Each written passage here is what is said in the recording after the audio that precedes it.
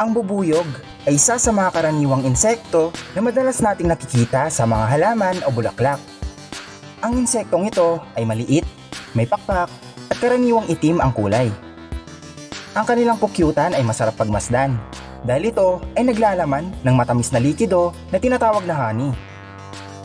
Ang honey ay isang uri ng malapot na likido na madalas ding inihahalo sa mga desserts gaya ng honey cake. May iba't ibang uri ng kulay at anyo ang mga bubuyog, ngunit hindi lahat ay kayang gumawa ng pulot o honey. Ang mga bubuyog na tinatawag na honeybees ay ilan lamang sa mga uri ng bubuyog na kayang mag-produce ng honey. Kanila itong ginagawa sa pamamagitan ng isang proseso. Ito ay nagmumula sa mga bulaklak na kanilang dinatapuan. Ang bulaklak ay naglalaman ng mga matatamis na likido na tinatawag na nectar. Pagkatapos makakuha ng nectar, bumabalik ang mga bubuyog sa kanilang hive o tirahan.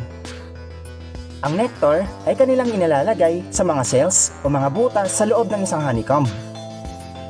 Upang mas maging malapot ang nectar, ay pinapalamig ito ng mga bubuyog sa pamamagitan ng paggalaw ng kanilang pakpak. Sa ganitong proseso, nag-e-evaporate ang mga tubig na nasa nectar.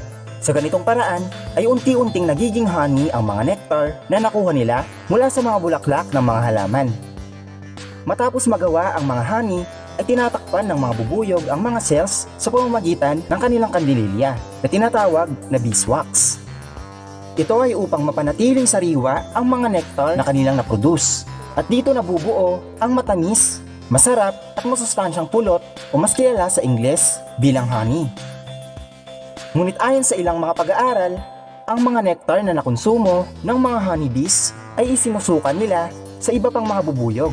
At pagkatapos ay inilalagay nila ito sa mga cells na matatagpuan sa loob ng kanilang hive.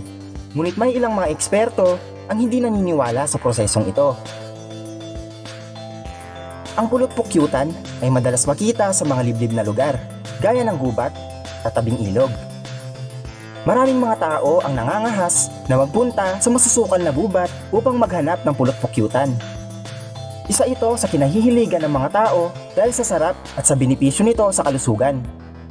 Bukod dito ay maaari ding pagkakitaan ang honey sa pamamagitan din ng pagbibenta at paggawa ng mga produkto na nagmumula dito. Kaya naman, mahalaga ito para sa ekonomiya at sa kalusugan. Gayunpaman, ang pagkuha ng pulot pukyutan ay kinakailangan din ng pag-iingat dahil hindi biro ang sting o kagat ng mga bubuyog. Dahil sa oras na inatake ka ng mga bubuyog at makagat ka ng mga ito, ay maaaring magkaroon ka ng mga pasa. Ito ay posibleng mamaga at maimpeksyon. Kaya naman, napakahalaga ang pag-iingat sa pagkuha nito, lalo na kung maraming mga bubuyog ang nakaantabay. Sa pagkuha ng pukyutan ay kinakailangan magsuot ng protective gear. Pausukan ang pukyutan at unti-unting kunin ang pulot sa pamamagitan ng kutsilyo at iba pang materyales sa pagkuha nito. Masarap ang honey. Ito ay may benepisyo sa ating katawan at bukod dito ay maaari din itong pagkakitaan. Ngunit dapat din nating bigyan ng kahalagahan ang ating sarili at laging tandaan na ang pag-iingat ay higit na mahalaga kaysa sa pulot pukyutan. Kaya't ingatan ang sarili at huwag basta-basta magpabaya. Ang Mega Kylie Pluto o tinatawag din bilang Wallace's Giant Bee ay ang tinaguri ang pinakamalaking uri ng bubuyog sa buong mundo.